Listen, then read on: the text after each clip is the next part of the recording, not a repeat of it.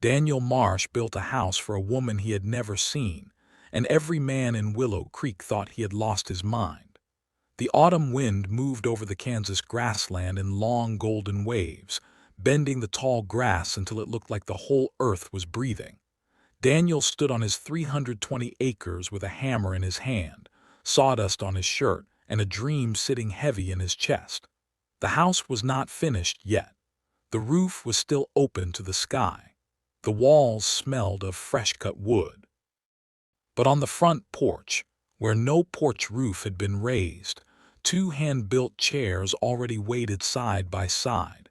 His neighbor, Ezra Briggs, had ridden over that morning to help lift the roof beams. Ezra was a wide man with a beard full of dust and a habit of saying what other men only thought. He stopped when he saw the two chairs facing the endless grass.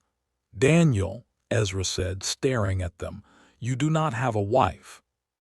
Daniel wiped his hands on his trousers and looked at the chairs like they were the most natural thing in the world. "Not yet." Ezra gave a dry laugh.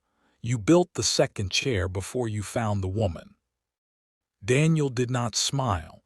His eyes stayed on the grass, where the land rolled on until it touched the pale blue sky. "I know what I am building toward," he said.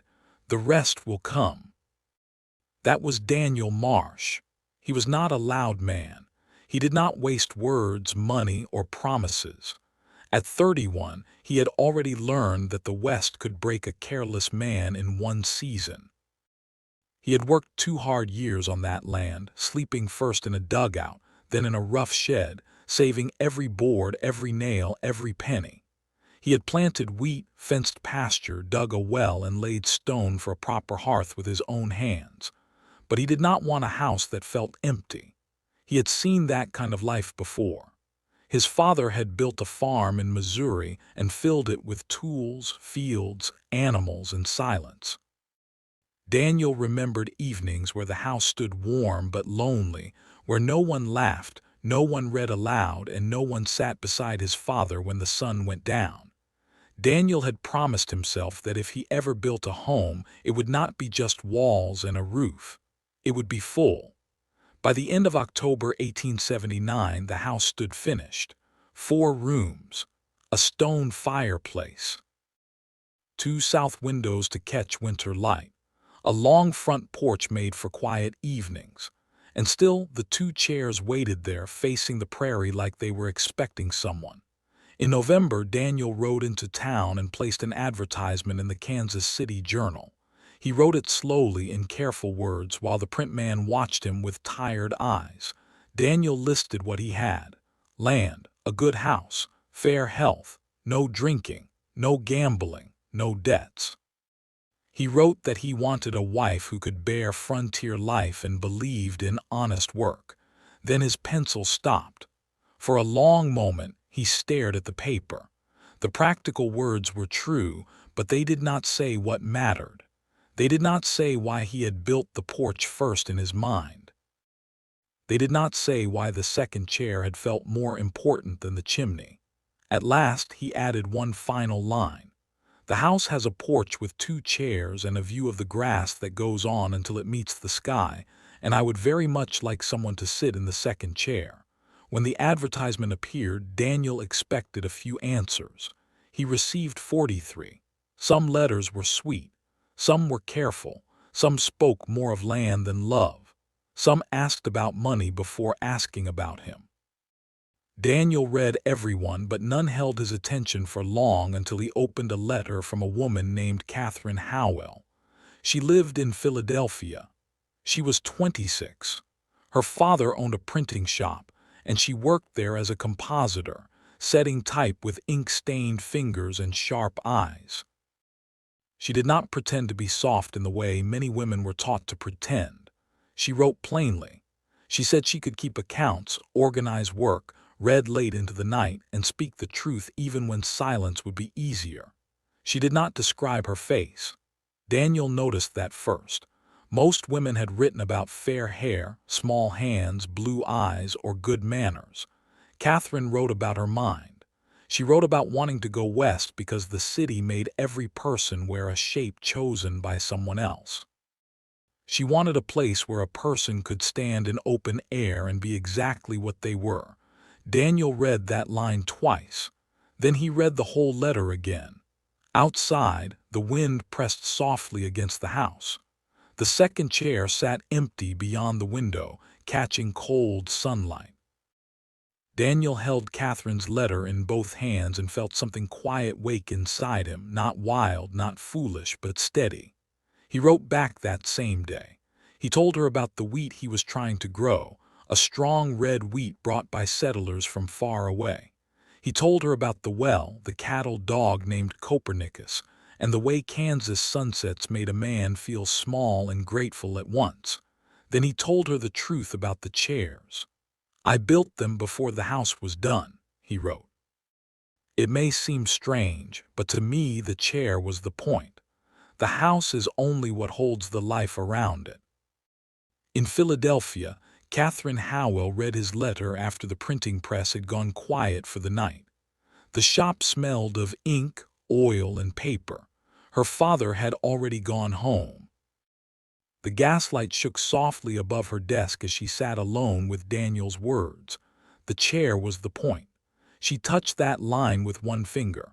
For months she had read advertisements from men who wanted servants, cooks, pretty faces, or farm hands dressed as wives. Daniel Marsh was the first man who seemed to want a person, not a shadow, not a helper, not a prize, a person. She folded his letter carefully and held it against her chest, though she would have scolded herself if anyone had seen. Their letters continued through winter, then spring. They wrote about work, books, weather, dogs, fear, honesty, and what it meant to build a life on purpose. Daniel's letters were simple, but each one felt solid, like a board fitted cleanly into place. Catherine's letters were bright and direct, full of thought, full of questions, full of a hidden warmth she did not give away easily. By the 5th month, Daniel knew he was waiting for her, though he had never touched her hand. Then Catherine's father suffered a stroke. The letter she sent was short, but Daniel could feel the pain behind every line.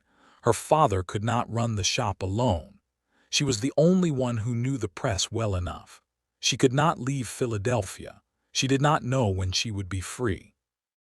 Daniel sat at his kitchen table for a long time after reading it. Outside, the empty chair faced the prairie. The evening light fell across it like a promise being tested. The next morning he wrote back. "I understand," he wrote. "I will wait. The second chair is not going anywhere. I built it strong." Catherine read Daniel's answer 3 times, and each time the same line stopped her heart for a breath. "The second chair is not going anywhere. I built it strong." For the first time in many years she wanted to cry, but Catherine Howell was not a woman who gave tears away easily. She sat alone in the print shop with ink on her fingers and the cold Philadelphia night against the windows. The press stood silent beside her. Her father slept in the room above, weak but alive. The whole shop seemed to wait with her. She could not go to Kansas. Not yet. That truth hurt more than she expected. She had spent most of her life making practical choices. Practical choices did not hurt like this. They were supposed to be clean and useful, like setting type in a straight line.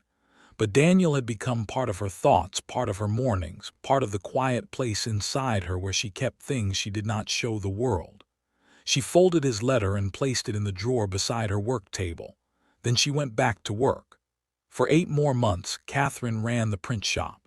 She ordered paper, set type, corrected mistakes, cleaned the press, paid bills, and kept her father's business alive.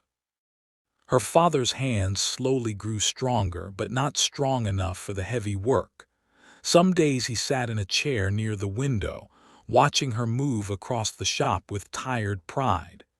"You were always meant for more than this room," he told her one evening. Catherine did not look up from the page she was setting. "This room fed us," she said. "Yes," her father answered softly, "but it was never meant to keep you." That night she lay awake with Daniel's last letter under her pillow like a foolish girl, though she would have denied it if anyone asked. She thought of the Kansas grass. She thought of 2 chairs on a porch. She thought of a man who had built a place for a life before he even knew whose footsteps would cross the floor. In the spring, she hired a young man named Franklin to help in the shop. He was nervous, thin, and eager. He made terrible mistakes at first, placing letters backward, smearing ink, dropping type on the floor. Catherine corrected him with sharp patience. She taught him the cases, the press, the accounts, and the quiet discipline of checking a line before trusting it. All summer she trained him. No one knew what she was really doing. She was building her own road west, one careful lesson at a time. By early autumn, Franklin could run the shop for half a day without help. By October, he could run it for a full day. Her father had recovered enough to guide him from a chair. The first time Franklin printed a full order without a single mistake, Catherine stood over the finished pages and felt her breath catch. It was time. That night she wrote to Daniel. Her hand was steady at first. Then near the end it trembled. "I am ready," she wrote. "If the chair is still there, I would like to come and see it." When Daniel received that letter, he was standing by the fence with Copernicus, his cattle dog, at his side. The sky was wide and pale. The wind moved through the wheat stubble. He opened the envelope with the care of a man handling something that could change his life. He read her words once. Then he sat down on the fence rail because his knees had gone weak. Copernicus looked up at him, confused. "She is coming," Daniel said. The dog wagged his tail once, as if the matter had been settled long ago. Daniel had waited almost 2 years since placing the advertisement. The house was finished now, but he began seeing every small thing that needed doing. He repaired the porch step, though it was not broken. He scrubbed the kitchen floor twice. He polished the stove. He washed the windows until the south light came through clear and warm. He cut extra firewood and stacked it by the back wall in neat rows.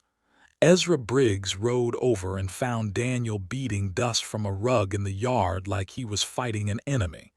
Ezra leaned on his saddle horn. "She coming soon." "Next week," Daniel said. Ezra looked toward the porch. The 2 chairs sat where they had always sat. "You nervous?" Daniel struck the rug once more, then stopped. "Yes." Ezra smiled. "Good, means you got sense left." On the morning Catherine's train arrived, Daniel wore his clean shirt, dark coat, and best hat. He reached the station too early and stood beside his wagon while people stared. The little Kansas station smelled of coal smoke, cold iron, and dust. Every whistle in the distance made his heart rise. When the train finally came, it screamed into town with black smoke rolling behind it. Doors opened. Men stepped down. A mother with 2 children, a traveling salesman, a soldier with a limp. Then Catherine Howell appeared. Daniel knew her before anyone said her name.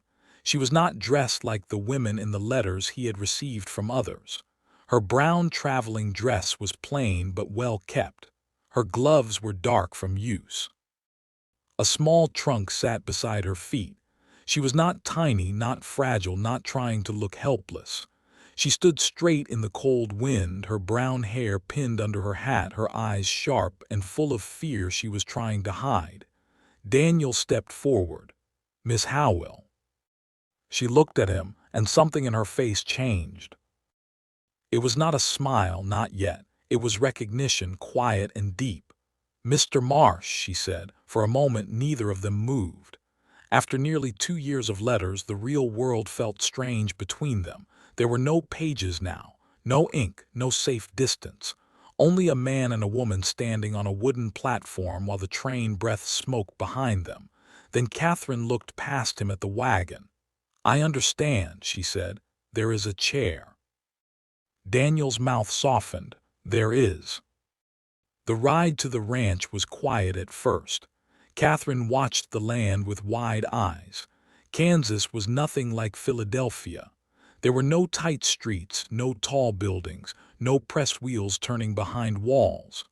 There was only grass, sky, wind, and space enough for a person to hear her own heart. Daniel did not fill the silence. That comforted her. Many men talked when they were afraid. Daniel let the road speak. At last she asked, "Did you ever regret waiting?" He kept his eyes on the team. "No." That is a very quick answer. It is an honest one. She looked down at her gloved hands. "You waited for a woman you had never seen." "I waited for the woman who wrote those letters." Her throat tightened, but she turned her face toward the window of open air so he would not see. When the house came into view, Catherine sat straighter. It stood on a rise above the grass, simple and strong, with smoke resting gently above the chimney. The south windows caught the afternoon light. The porch stretched across the front, and there they were, 2 chairs. The wagon stopped. Daniel climbed down and helped her to the ground. His hand was warm and rough around hers. For 1 second neither let go. Catherine stepped onto the porch like she was crossing into a life that had been waiting with its door open. She moved to the second chair and touched the back of it. The wood was smooth under her fingers. Then she sat. The grass rolled out before her until it met the sky. Wind moved across it in shining waves. The house stood behind her, warm and real. Daniel stood beside the porch steps, watching her as if the whole world had narrowed to that one moment. Catherine breathed in slowly. "Well," she said. Daniel looked at the empty land, then at her. "Well," he answered.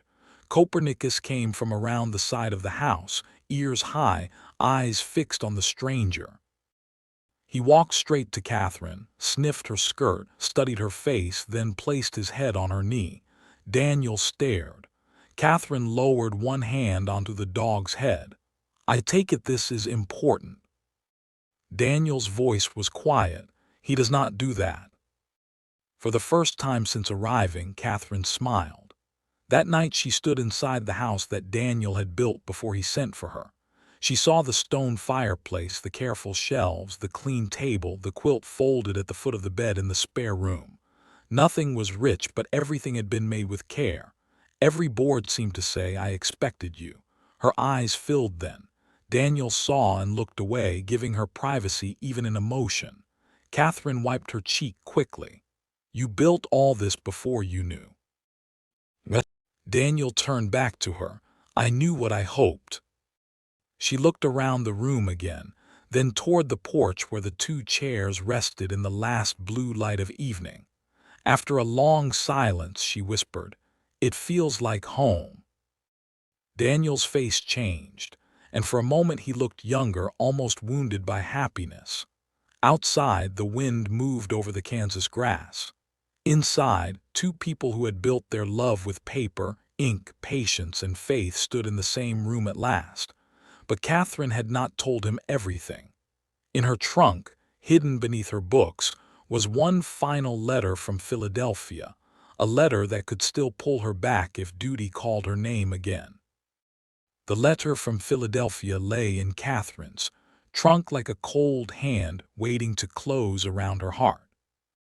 For 2 days she did not tell Daniel about it. She told herself she was only waiting for the right moment. She told herself there was no need to darken the peace too soon. But every time she passed the trunk, every time Daniel smiled at her from across the table, every time she heard the wind brush the porch chairs, the secret grew heavier. Daniel noticed. He noticed the way she looked toward her room when she thought he was not watching. He noticed the way she held her cup too tightly at breakfast. He noticed the way her voice softened whenever he spoke of winter plans, as if she was afraid to stand too close to a future that might be taken from her. But Daniel did not press her. He had waited for her once. He could wait for her words too. On the 3rd evening, snow began to fall over the Kansas grass. It was light at first, drifting past the south windows like torn white cloth. The fire burned low in the stone hearth.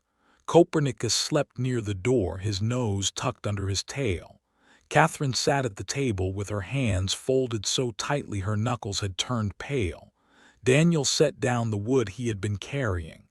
"Catherine," he said gently, "what are you afraid to tell me?" She closed her eyes. The kindness in his voice nearly broke her. She stood, went to the trunk, and took out the letter. Her hands trembled as she gave it to him. "It came before I left," she said. "My father had another weak spell, not a stroke but enough to frighten him. Franklin is still learning. The shop may need me again." What? Daniel looked at the letter but did not open it right away. "Why did you not tell me?" "Because I had just arrived," she said, and her voice cracked. "Because you built this house. Because you waited. Because I sat in that chair and wanted it to be true so badly that I was ashamed of myself." Daniel's face stayed quiet, but pain moved through his eyes. Catherine turned away from him. "I have lived too long by duty to pretend it does not matter now. If my father needs me, I may have to go back." The room became still except for the fire. Daniel opened the letter and read it slowly. Catherine watched him, waiting for fear, anger, disappointment, anything that would make this easier to understand. But Daniel only folded the paper and placed it on the table between them. Then he said, "Then we will answer it." She looked at him. "We?" "Yes. You would let me go." Daniel stepped closer, but he did not touch her yet. "I did not build this house to hold you like a locked door," he said. "I built it so someone could choose to come in and call it home." Catherine's eyes filled at once. He continued, his voice low and steady. "If your father truly needs you, I will drive you to the station myself. I will send money if I can. I will wait again if I must." "You should not have to." "No," Daniel said, "but love is not only what a man gets to keep. Sometimes it is what he is willing to protect, even if it hurts him." Catherine pressed one hand to her mouth. All her life, people had needed her. Her father had needed her hands at the press. The shop had needed her mind. Philadelphia had needed her to stay in the place it had made for her. But Daniel was the first person who made her feel wanted without making her feel trapped. She crossed the room and put her forehead against his chest. For a moment Daniel stood still, shocked by the closeness. Then his arms came around her with careful strength. Catherine felt the warmth of him, the steady beat of his heart, the smell of wood smoke and cold air on his shirt. She had crossed half the country for this man, yet in that moment she understood she had not come for land or safety or a chair. She had come because his love gave her room to breathe. The next morning they wrote a letter together. Catherine told her father the truth. She told him she loved him. She told him she would return if he truly needed her. But she also told him she had found a home, and that home had a man in it who treated her life as something worthy, not something to be used. Daniel added his own lines at the bottom, simple and respectful. He offered to help bring the shop's accounts into better order by mail. He offered to pay for another assistant through winter if needed. He offered everything he could without asking Catherine to give up herself. Then they waited. Those weeks tested them more than either expected. The snow came harder. The wind pressed against the house at night like a living thing. Some mornings, the well rope froze stiff. Some evenings, the cattle needed bringing clothes, and Daniel came in with ice on his beard and red hands from the cold. Catherine learned the ranch one task at a time. She burned bread twice. She cut her finger trying to mend a feed sack. She cried once behind the barn when the loneliness of the open land rose up too large around her. Daniel found her there, said nothing, and simply stood beside her until she took his hand. Slowly, the house began to change around her. Her books filled one shelf, then two. Her ink box sat near the window. Her clean, careful records replaced Daniel's rough notes. In the evenings, she read aloud while he carved new pegs or mended harness. Sometimes he looked up just to watch her mouth shape the words. On December 3rd, under a pale winter sun, Daniel and Catherine were married in the front room of the house. Ezra Briggs came as witness, wearing a coat that smelled strongly of horses. The county judge said the words. Daniel placed a silver ring on Catherine's finger, a plain band with a small wheat stalk carved into it. Catherine looked at the ring, then at him. "It is beautiful," she whispered. "It is yours," he said. After the judge left, after Ezra rode home, after the house grew quiet again, Catherine stood on the porch in her wedding dress beneath her wool shawl. Daniel came out beside her. The two chairs waited in their old places, dusted with snow around the legs. The male rider came just before sunset. Daniel took the letter. Catherine knew her father's hand before he gave it to her. She opened it slowly. Her father's words were shaky but clear. Franklin was managing well. The shop was open. He missed her, but he would not call her back out of fear. Then came the line that made her knees weaken. "My dear girl, go live the life that finally sounds like your own." Catherine lowered the letter and began to cry. Daniel took one step toward her.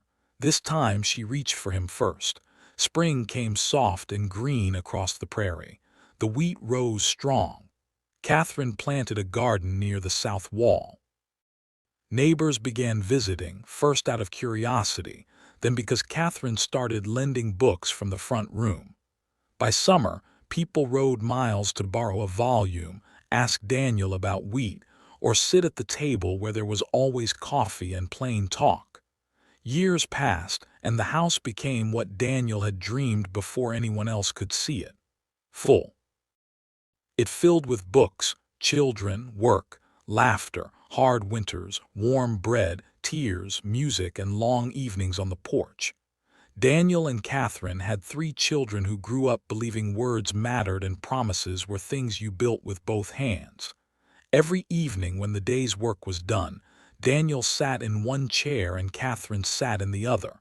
Sometimes they talked for hours. Sometimes they said nothing at all.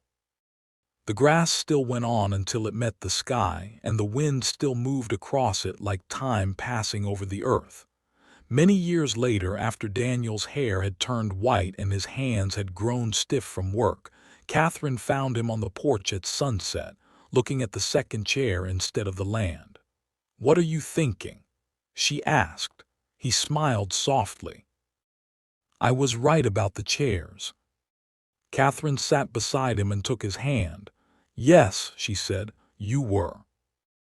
And when the sun lowered over the Kansas grass, the house Daniel built before he sent for a mail-order bride stood warm behind them, no longer waiting for a life to arrive. It had become one.